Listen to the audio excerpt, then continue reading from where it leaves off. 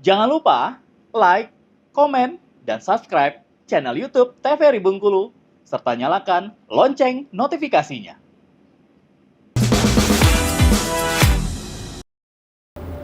Halo pemirsa Opini, gimana nih kabarnya hari ini? Semoga selalu dalam keadaan sehat walafiat dan tetap bersemangat. Hari ini jumpa lagi bersama aku Terno Fadini, tentunya dalam acara Opini, obrolan pas di sini. Nah, hari ini walaupun kita Gen Z, walaupun kita masih muda-muda ya, mau bicara tentang permasalahan yang cukup serius, tapi tetap nih kita harus tetap dengan gaya nongkrongnya kita.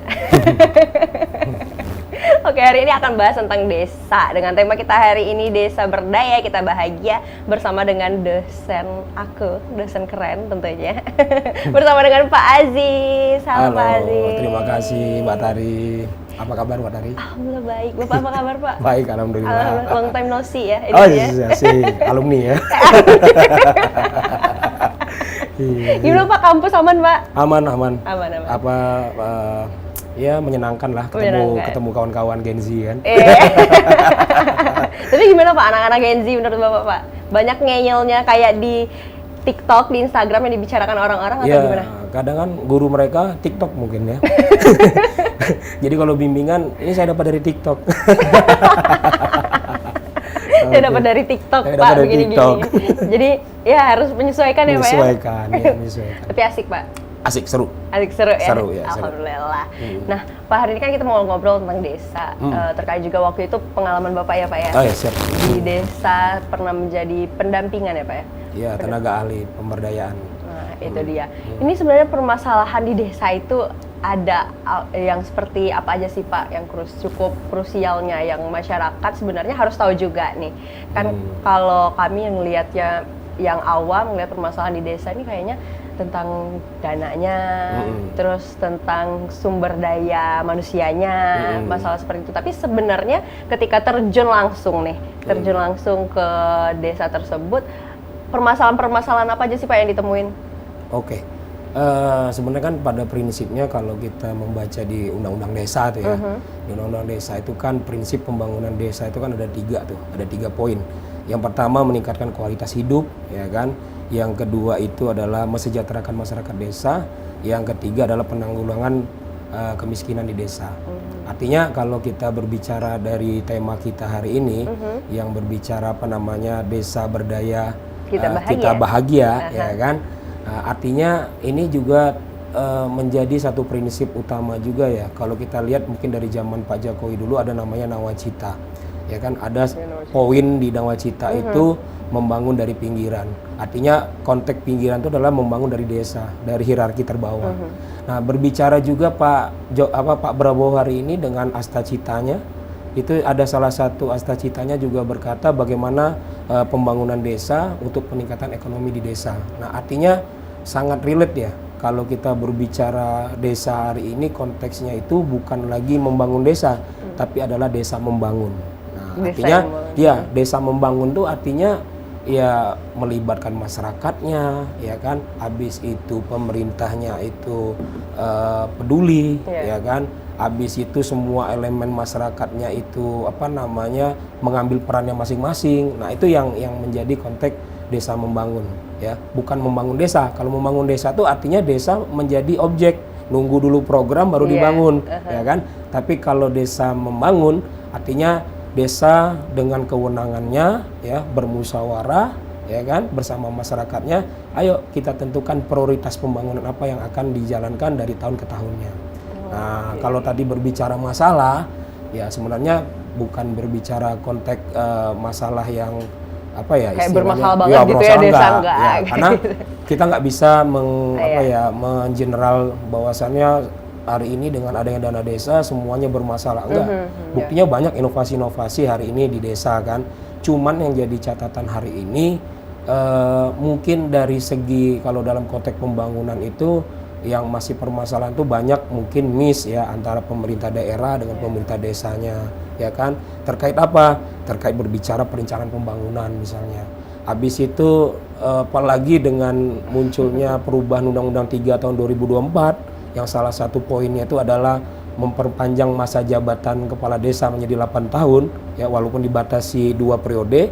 ya sama sih konteksnya sama-sama apa namanya 18 tahun kalau di Iya. ya kan, kalau kemarin kan 6 tahun kali 3, iya. kalau ini 8 kali 2 ya kan sama-sama. Sama aja. Ya sama aja 16 tahun kan, tapi yang jadi masalahnya 8 tahun kalau misalnya desa itu mendapatkan kepala desa yang tidak peduli dan tidak bagus, ya berarti 8 tahun itu masyarakat terkungkung dengan masalah ya kan. Iya, betul. Nah, ini yang mungkin menjadi polemiknya juga.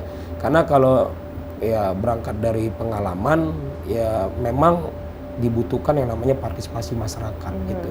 Itu Tar. Gimana peran-peran dari masyarakatnya Iya, gitu peran-peran ya. masyarakatnya seperti itu. Kalau kita lihat juga nih kayaknya kalau masyarakat desa sekarang juga nggak yang kayak apa ya digambarkan kalau dulu tuh kan kayak terkurung banget gitu kan. Kalau kan mereka juga udah banyak yang maju. Contohnya kayak masyarakat desa juga udah banyak juga nih yang jadi content creator dan Iya, lain-lain betul. gitu ya Pak. Itu nanti bisa juga dicek tuh. Kalau mungkin kalau saya nanti salah ya, itu di Jawa Tengah itu di Purbalingga atau apa itu saya lupa itu.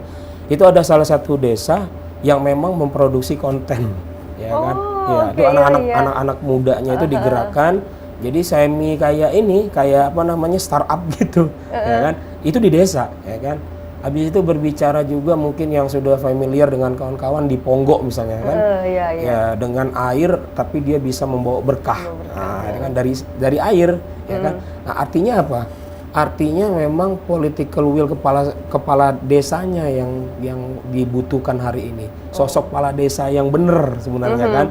Jadi idealnya itu kepala desa itu adalah yang punya visi ke depan, ya kan? Yang bisa merubah desanya yang tadinya tidak punya apa-apa menjadi apa, ya kan? Menjadi luar biasa maksudnya. Nah, jadi titiknya itu selain partisipasi masyarakat, yang kedua memang political will-nya, komitmennya kepala desa untuk memimpin itu apa sih visi dia ke depan. Dia mau seperti apa gitu ya? Matanya harus lebih jeli ke depan harus jeli, gitu ya. Iya, karena kan apa ya?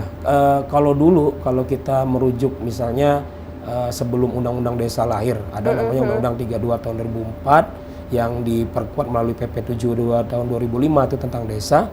Di situ kan konteksnya desa itu menjadi local state government, artinya dia menjadi pemerintahan yang tunduk di bawah pemerintah di atasnya.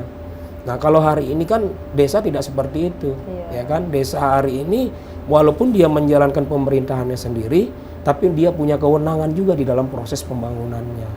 Nah jadi ini karena kawan-kawan yang nonton ini kan kawan-kawan Gen Z, kawan-kawan milenial, ya jangan takut kalau balik desa.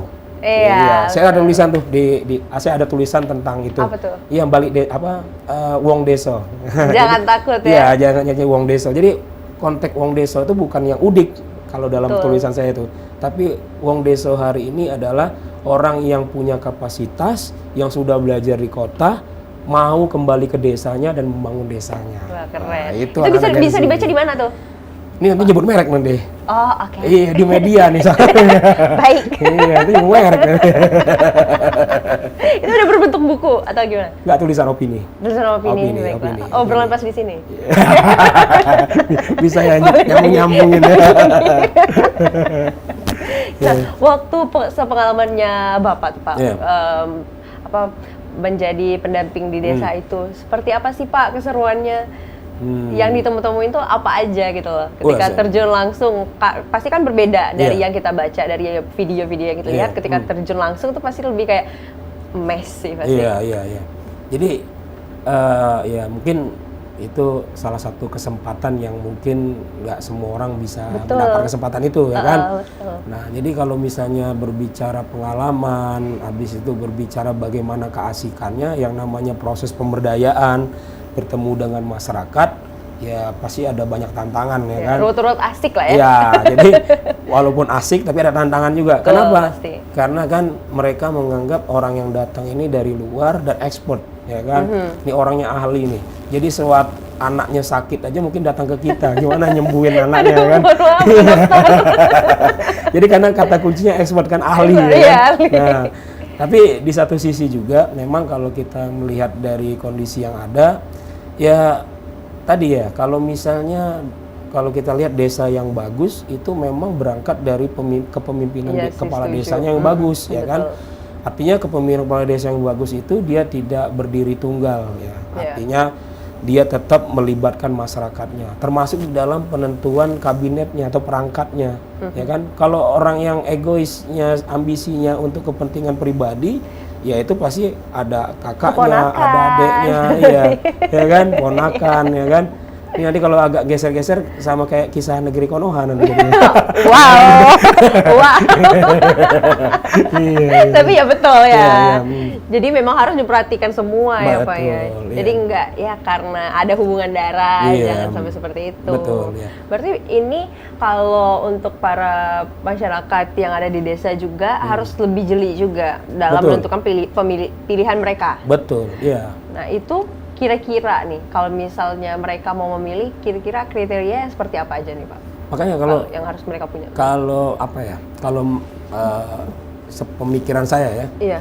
Karena kan desa ini kan yang tinggal di desa itu adalah orang-orang yang mungkin apa namanya ya, yang secara turun-temurun di situ dan dia tidak pernah keluar dan tidak Iya. berkembang. Nah, kalaupun anak-anaknya sudah ada yang kuliah keluar dan merasa nyaman di luar, nggak mau balik lagi ke desa, akhirnya apa? SDM yang ada di desa itu terbatas, hanya orang-orang itu saja. Nah, kalau makanya saya tadi ngajak tuh kan kawan-kawan muda nih ya, apalagi yang sudah alumni, udah lulus ya kan.